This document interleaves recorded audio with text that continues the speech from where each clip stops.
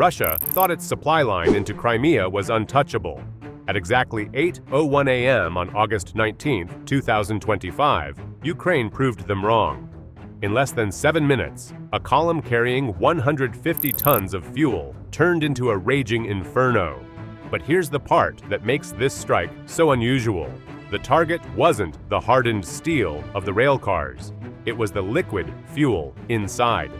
That single choice turned the train itself into an unstoppable weapon against its own cargo. So how did Ukraine know exactly which car to hit first? And why did it collapse the supply line for nearly a week? Before we move on, please take a moment to subscribe to the channel and like the video. Why would an army as large as Russia's depend so heavily on a single strip of railway? It seems almost reckless at first glance, but the answer lies beneath the surface of logistics rather than combat strategy.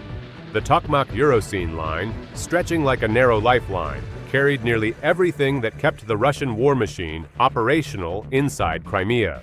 Each train that ran this route could move roughly 900 tons of supplies in a single trip, making it an artery no other route could match in efficiency or output. 4 of these trains rolled daily, hauling fuel, ammunition, spare parts, and food, all vital for keeping forward units active. On paper, this looked like an example of logistical genius. In practice, it concentrated Russia's entire campaign balance on steel rails that could not be easily defended. The pattern was simple but rigid. A typical train contained hundreds of cars packed with various cargoes.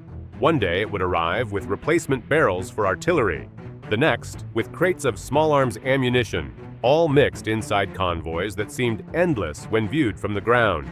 Fuel trains were particularly crucial. In one instance, a single delivery carried close to 150 tons of diesel. The cost of the liquid itself mattered less than the role it played, feeding armored columns, trucks, and generators spread across southern Ukraine. When a train like this went up in flames, the monetary loss stretched into the millions.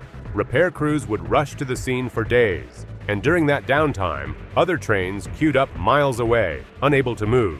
The entire system slowed, and with it, Russia's combat rhythm. Now here's the contradiction.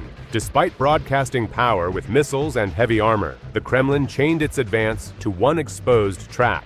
Alternative routes existed in theory, but fell short in practice. Shipping through the Black Sea raised constant security risks. Ukraine had already struck warships and ports, making the promise of stability unreliable. Civilian road transports lacked the weight capacity, forcing convoys to send dozens of trucks to equal what one train carried.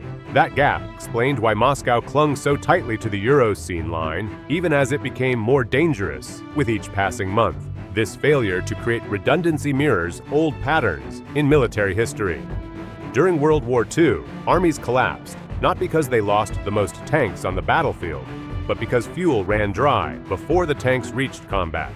In Afghanistan, decades later, Soviet convoys took endless casualties from ambushes along predictable routes. Once a logistical chain is predictable, it stops being a background process and becomes a target in itself. Russia, in projecting confidence, fell into the same trap. It trusted one artery to do the job of many. Ukraine only needed patience to exploit it. Every shipment highlighted how exposed the strategy was. An efficiently run train line sped supplies forward, but imagine the vulnerability when each passing train condensed so much value, millions in equipment and days of operating strength onto fragile steel cars. Even minor interruptions created bottlenecks across hundreds of kilometers. This meant Ukraine didn't need to destroy Russian units directly on the front line. Taking aim at the rail instead magnified every blow, echoing across the battlefield in shortages of fuel, spare parts, and food.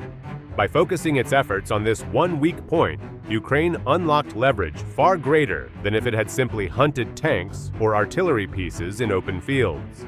Cutting the artery meant cutting the pace of the entire operation. And so the question shifts from why the line mattered to something far more pressing. How do you strike such a heavily guarded route without being seen and turn a single delivery train into an inferno that sabotages itself? How do you destroy a train without destroying the train? And why would that matter even more than the explosion itself? For Ukraine, the answer came from turning the weapon inward.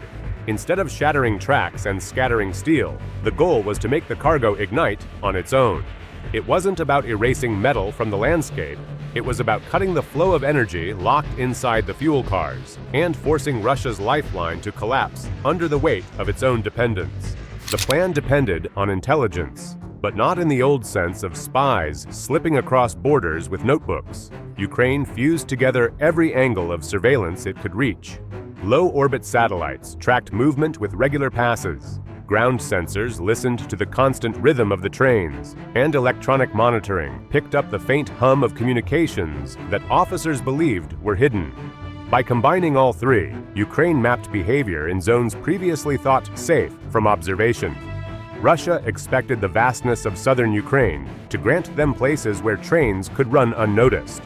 Instead, the picture that emerged was a layered map revealing not just where the trains were, but when they slowed, when they accelerated, and when they carried volatile cargo. Every blind spot Russia counted on became an illusion. The so-called hybrid picture connected satellite passes with signals analysis and ground data. If the clouds blocked the view of cameras for a few hours, intercepted radio chatter still marked the timetable. If electronic masking tried to hide signals, heat signatures picked up the slack from a drone loitering kilometers away. This constant fusion meant that no train traveled without leaving echoes of movement. Into this web stepped the Malik 5-2 drone, designed for runs that were long, low, and silent. Each unit could glide for around 210 kilometers on a single battery pack, keeping its altitude low enough to slip under radar beams, but steady enough not to crash into wires or trees. At less than 10 kilograms, it was lighter than most military drones, and constructed to withstand heat distortions that usually revealed aircraft to infrared scanners. Russia installed detectors along the line, but these smaller craft crossed too fast and too low to leave a trail. Targeting was the critical part. Hitting the steel shells of the wagons would scatter metal and leave wreckage, but not necessarily destroy what mattered inside. Instead, operators selected the most combustible section, the train's line of diesel cars. Fuel was a self-igniting target. Once a container cracked and liquid spilled across already hot steel, the fire would jump on its own.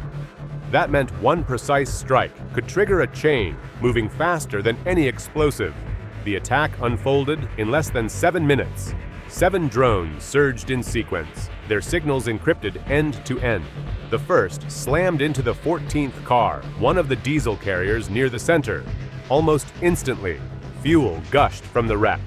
Fire surged upward, and the heat licked the next container like a fuse, catching flame. Each passing minute expanded the destruction. Flames leapt across dozens of cars, the heat bending rails, snapping them loose from their ties, and twisting metal across a stretch more than 300 meters long. Engineers who approached later found rails split like brittle sticks. The track itself warped into curved spirals. The strike showed how a handful of cheap drones erased millions in supplies. Precision no longer demands expensive missiles or fleets of bombers. Low-cost systems now cut into the core of traditional logistics, breaking chains with minimum effort.